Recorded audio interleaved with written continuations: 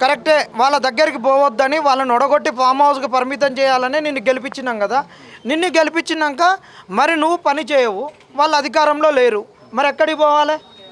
నువ్వు అడిగితే బువ్వ పెట్టవు, నీ కనీసం నీళ్ళు పోసేటోని కూడా నీళ్ళు పోయొద్దంటావు, మరి ఎక్కడి పరిస్థితి? నువ్వు చేస్తే మేము పక్కన కాడికి ఎందుకు పోతాం? 33 జిల్లాలు ఖచ్చితంగా నడుస్తాయన్న. 100% ఇలా ఎక్కడ కానీ బ్రేకప్ అనేది ఉండదు. ప్రతి సభకు ఇంకొక సభకు మేము దాన్ని సిద్ధం చేసుకోవడానికి సమయం తప్పితే ఇక్కడ మాత్రం ఎలాంటి ఇక్కడ ఈ జిల్లాలో చేసారు ఇంకో జిల్లాలో ఉండదు అనేది లేదు. ఒకవేళ ఎలక్షన్ కమిషన్ వస్తే ఎలక్షన్ కమిషన్ నిబంధనలకు అనుగుణంగా ఏ విధంగా చేయొచ్చో ఆ విధంగా ప్రోగ్రాంలు అనేది డిజైన్ అవుతుంది. ఇక్కడ మేము చేసే ప్రోగ్రాంలన్నీ రాజ్యాంగబద్ధంగా జరిగేటటువంటివి. ఈ పోస్టర్లోనే ఉంది పూలే అంబేద్కరు ఇక్కడ మనకున్నటువంటి తెలంగాణ సిద్ధింపజేసేటటువంటి ఉన్నటువంటి మేధావులు వీళ్ళందరూ ఉన్నారు. కాబట్టి ఇక్కడ ఉన్నటువంటి మేధావుల ఆలోచన విధానాన్నే తీసుకొని రాజ్యాంగాన్ని పట్టుకొని పోతాం.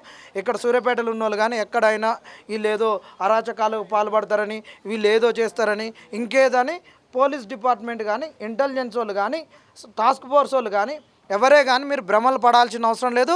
ముఖ్యమంత్రి గారు మీరు ఇలాంటి భ్రమలు పడవద్దు, నోటిఫికేషన్లు ఇవ్వాలనండి. మేము అరాచకాలకు కానీ వేరేటటువంటి అసాంఘిక కార్యక్రమాలకు కానీ ఏదో విధ్వంసాలకు కానీ పాల్పడము. మేము పాల్పడే విధ్వంసం ఒకటి కాంగ్రెస్ వాళ్ళను ఈ స్థానిక సంస్థల్లో ఒడగొట్టడమే మా విధ్వంసం. ఇప్పుడు ప్రభుత్వం కూడా నెక్స్ట్ స్థానిక ఎలక్షన్లు వస్తే అంతలోపు మీకు నోటిఫికేషన్ ఇస్తే ఇవ్వాలి లేకపోతే ప్రభుత్వం ఇవ్వకపోతే మీరు స్థానిక ఎలక్షన్లో నిరుద్యోగులందరూ సర్పంచ్లుగా ఎంపీటీసీలో పోటీ చేసే అవకాశం ఏమైనా ఉందా? మీరు అడిగింది చాలా మంచి ప్రశ్న. ఇక్కడ వీళ్ళు ఉద్యోగాలు ఇవ్వట్లే కాబట్టి 10,000 గ్రామ పంచాయతీలు ఉన్నాయి కాబట్టి ఆ 10,000 ఉద్యోగాలు మాకే కావాలి కాబట్టి ఇవాళ ఉన్నటువంటి ఏదైతే మీరు ఇంతకుముందు అడిగిరో బీఆర్ఎస్ వాళ్ళను బీజేపీ వాళ్ళని మద్దతు తీసుకుంటారు కదా అన్నారు కదా. మరి గతంలో బీఆర్ఎస్ కూడా 15 నిరుద్యోగులను మోసం చేసింది, వాళ్ళ దగ్గరికి ఎట్టబోతున్నారు అన్నారు కదా. ఇప్పుడు వాళ్ళు ఉద్యోగాలు ఇవ్వట్లే. ఇప్పుడు వచ్చినటువంటి నోటిఫికేషన్లు మాకు ఉద్యోగాలు ఇవ్వడం కొరకు బీఆర్ఎస్, బీజేపీ, సిపిఎం, సిపిఐ అన్ని పార్టీలు కూడా ఈ ఉద్యోగ నోటిఫికేషన్లో మాకు మద్దతు ఇవ్వాలి, మా వాళ్ళని గెలిపియాలి, మాకు ఉద్యోగాలు రావాలి. 100% వేస్తాం. వేస్తారు. మీరు నోటిఫికేషన్ ఇప్పుడు వచ్చినటువంటి సర్పంచ్ నోటిఫికేషన్లలో వీళ్ళందరూ 100% నోటిఫికేషన్కు అర్హత ఉన్న వాళ్ళు నోటిఫికేషన్ వేస్తారు.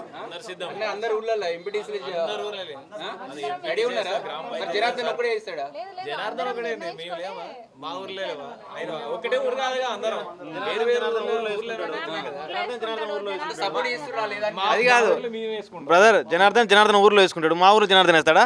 ఏం మాట్లాడుతున్నారు మీరు? నిరుద్యోగ అయితే మీరు ఈ మాటలు మాట్లాడారు. ఎందుకంటే మా కడుపు గాలి ఇక్కడికి వస్తున్నాం మేము. జనార్దన్ ఒక్కడే కొట్లాడలేదు, ఇక్కడ అందరు కొట్లాడేటోళ్ళే. ఏంటంటే వాళ్ళకి సమయం లేక, అంటే వాళ్ళకు ఆస్తుపాస్తులు లేక, అంటే పరిస్థితులు లేక వాళ్ళ పరిస్థితులను బట్టి బయటకు వస్తున్నారు. ఇక్కడ జనార్దన్ అతనొక్కడా కాదు. సమస్య ఏంది అసలు? మీరు 2 లక్షలు ఉద్యోగాలు ఇస్తా అన్నారు, అది ఇవ్వండి ఫస్ట్. ఇవన్నీ లంగముచ్చలు మాట్లాడతారు మీరు. మేము అది ఇస్తాం ఇది ఇస్తాం. ఎవరు అడిగినా మిమ్మల్ని 2 లక్షల ఉద్యోగాలు ఒకటి ఇవ్వండి, మాకేం వద్దు. మేము మిమ్మల్ని ఏం క్వశ్చన్ చేయట్లేము. వాళ్ళు అంటే కేసీఆర్ వాళ్ళు మిమ్మల్ని మోసం చేశారు కదా, వీళ్ళు మోసం చేశారు కదా. మోసం చేశామని చెప్పి ఫామ్ హౌస్ కూర్చోబెట్టినాం, మిమ్మల్ని కూడా కూర్చోబెడతాం నెక్స్ట్ ఇయర్.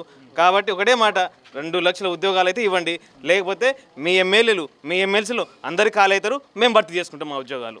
సరేనా? అన్నీ చేస్తాం. మమ్మల్ని ఒక్కసారి వీళ్ళు చెప్పలేదు, మా జీవితాలను నాశనం చేసిరు. ఇప్పుడు మేము వీళ్ళు ఎట్లా అసలు వీళ్ళు రాజకీయాన్ని పనికి రాకుండా చేస్తాం మేము వీళ్ళని. దాదాపు కాంగ్రెస్ పార్టీ 90% అందరూ ముసలోళ్ళే కాబట్టి వీళ్ళందరూ వెళ్ళిపోతారు. ఇక యువకులు మేము ఉంటాం నెక్స్ట్. ఇక ఆయన అనుకుంటాడు, నేను కూడా అనుకుంటాను నెక్స్ట్ 5 సంవత్సరాలు నేనే సీఎం అనుకుంటున్నా. వేస్తారా ఓట్లు? నేను సీఎం నెక్స్ట్ 10 ఇయర్స్కు వేయాలి కదా, ప్రజల్లో ఉండాలి కదా. ఇక్కడ ఉన్న వాళ్ళు మేము అందరం 33 జిల్లాలు తిరిగినాం, లైబ్రరీలు అన్ని జిల్లాలు తిరిగినాం. శూన్యం కాంగ్రెస్ పార్టీ మీద యువకులు ఉన్న ఆశలు. ఎందుకంటే అందరూ ఇక్కడ అంటే చాలామందికి డబ్బులు లేక గవర్నమెంట్ లైబ్రరీ చదువుకుంటారు, కొంతమంది డబ్బులుండి ప్రైవేట్ లైబ్రరీ చదువుకుంటారు. కాబట్టి ఉన్న పరిస్థితులను బట్టి మేము రాజకీయాలు దిగాల లేకపోతే చదువుకోవాలనేది వాళ్ళు డిసైడ్ చేస్తారు. ఎవరు? కాంగ్రెస్ పార్టీలో డిసైడ్ చేస్తారు. మేము జూన్ 20 తారీఖున విద్యార్థి నిరుద్యోగ మహాగర్జన చేపట్టినాము. అయినా సరే ప్రభుత్వం ఇప్పటికీ నిమ్మకు నీరెత్తినట్టే ఉంది. అల్టిమేట్గా మేము ఏం అడుగుతున్నాం? నిరుద్యోగులము నోటిఫికేషన్సే అడుగుతున్నాము, ఇంకేం అడగట్లేదు. అయినా మీరు నిరుద్యోగులు కాదు అని చెప్పేసి మమ్మల్ని బదలాం చేస్తున్నారు. తప్పు సార్ అది. మేము నిరుద్యోగులం కాబట్టే, మేము నష్టపోయినాం కాబట్టే మేము రోడ్లు ఎక్కుతున్నాము. మీరు మా మొహాలు ఎప్పుడన్నా చూసిరా? ప్రిపరేషన్ టైంలో మీరు కెమెరామెన్లు మీరు అందరు ఉన్నారు కదా, మా మొహాలు ఎప్పుడన్నా చూసిరా? ఇప్పుడు ముందుకు వచ్చి మేము ఎందుకు కొట్లాడుతున్నాము?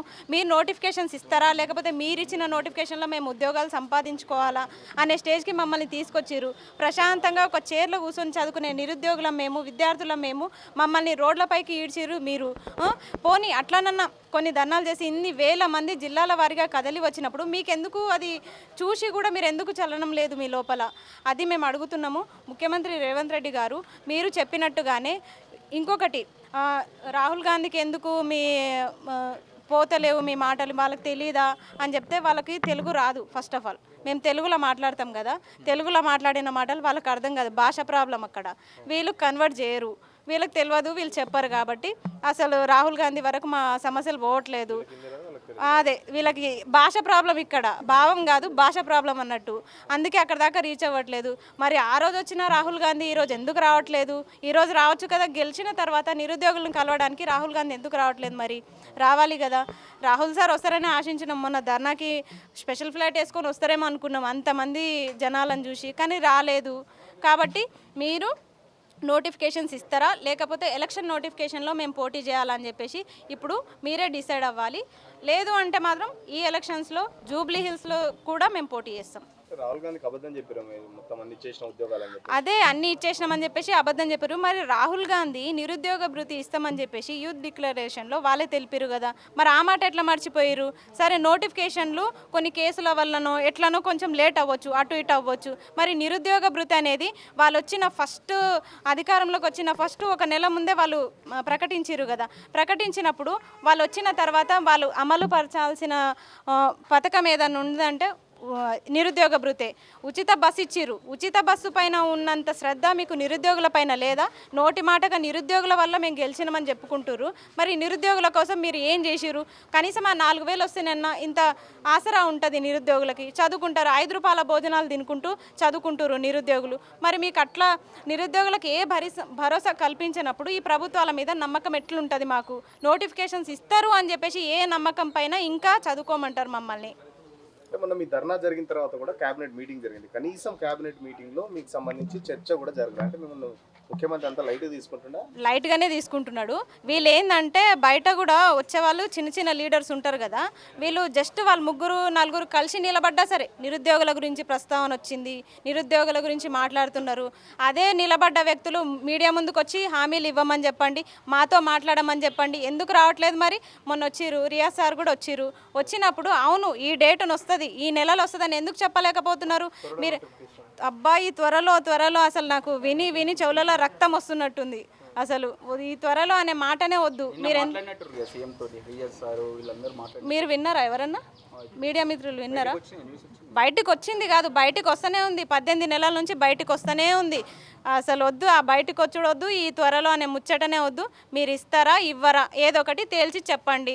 మీరు నిరుద్యోగులకి ఏ భరోసా కల్పించకుండా ఎన్నికల నోటిఫికేషన్ మరి ఇంత స్పాట్లో ఎట్లా చెప్తున్నారు? మేము ఎన్నికలు ఈ నెలలో పెట్టుకుంటాం, ఆ నెలలో పెట్టుకుంటామని మంత్ డేట్తో సహా చెప్తున్నారు. మరి అదే విధంగా మా నోటిఫికేషన్స్ గురించి మీరు ఎందుకు చెప్పట్లేదు?